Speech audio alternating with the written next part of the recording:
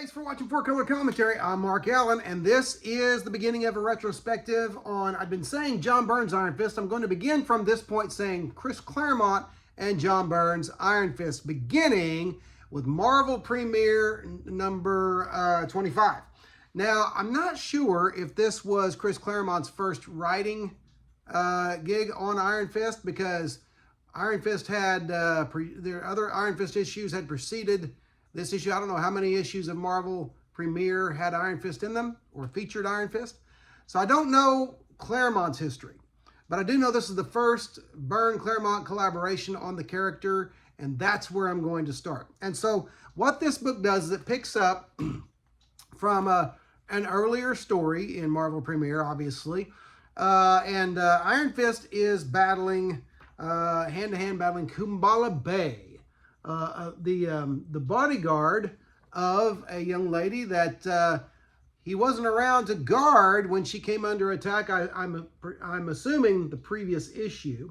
Iron Fist saved her life, and now feeling dishonored and disgraced, he challenged Iron Fist, or he intends to kill Iron Fist. Okay, now this works out as you would pretty much expect, with Iron Fist coming out on top, and Kumbala Bay being properly chastised by his charge and employee, after the fight is over.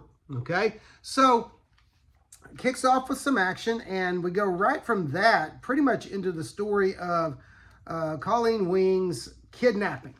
Iron Fist comes in. Oh, I should say, spoilers ahead. Iron Fist comes into her father's, Professor Wing's apartment, and immediately comes under attack, but by Professor Wing with a samurai sword. Thankfully, he's old and he's not really able to wield the sword very well, but he had just been victimized by those who had come to kidnap Colleen. Iron Fist and his detective friend encounter some fake cops along the way as they are transporting Colleen, and again, more action and kung fu mayhem ensue. And then enters with this amazing panel right here, great panel where the Detective Scarf is imagining he's got not a tiger by the tail, but a dragon by the muzzle, which is no good either. But and that heralds the entry of the main antagonist, who is, of course, Angar the Screamer. We see him on this wonderful Gil Kane cover, okay? So Angar the Screamer, who's never really been one of my favorite Marvel villains, but for what he is, made a good showing in this story. And he only comes to bear toward the last part of the story there, okay? They only show him here well after halfway through the book, okay? And so, entertaining story throughout, with a nice looking,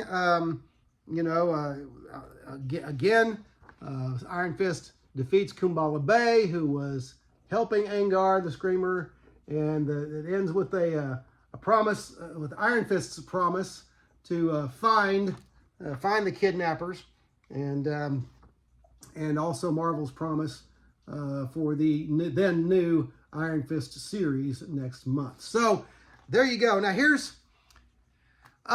this is worth having because it is John Byrne's first work on Iron Fist, and I believe the first collaboration between John Byrne and Chris Claremont, I believe. Now you can check me on that, but if that's true, which I believe it is, that makes the 2 points as to why this is worthy to be in your collection.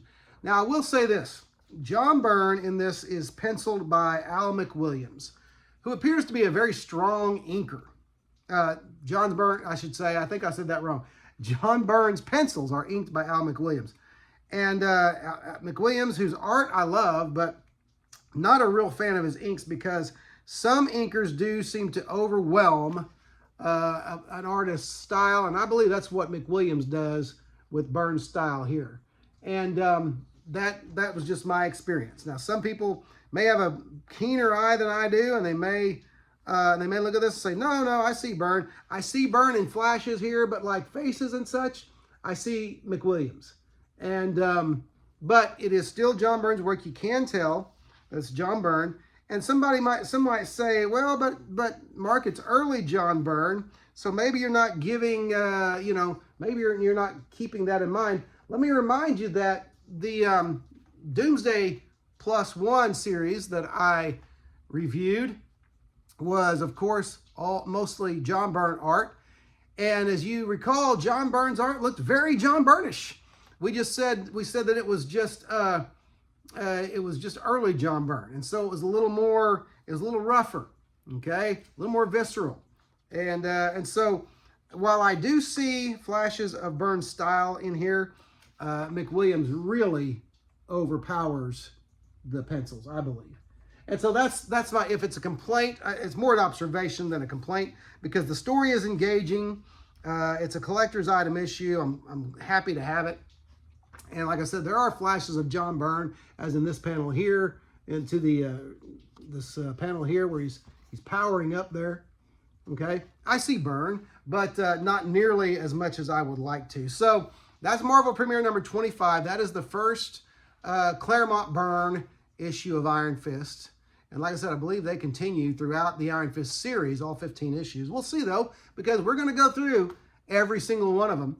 And but anyway, it's a worthy book, and I believe there's probably been a facsimile of this, but I'm not sure.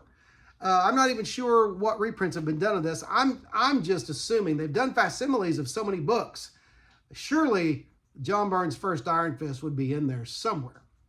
But anyway, that's it. Marvel Premeire number 25 with Chris Claremont and John Byrne teaming on Iron Fist with Al McWilliams inking. And wonderful, like I said, beautiful Gil Kane cover. They're worthy of note, worthy of 2 notes. There you go. There's 2 notes. And but anyway, it's great, and it's a great kickoff to Byrne and Claremont's work on Iron Fist, and I very wholeheartedly recommend it.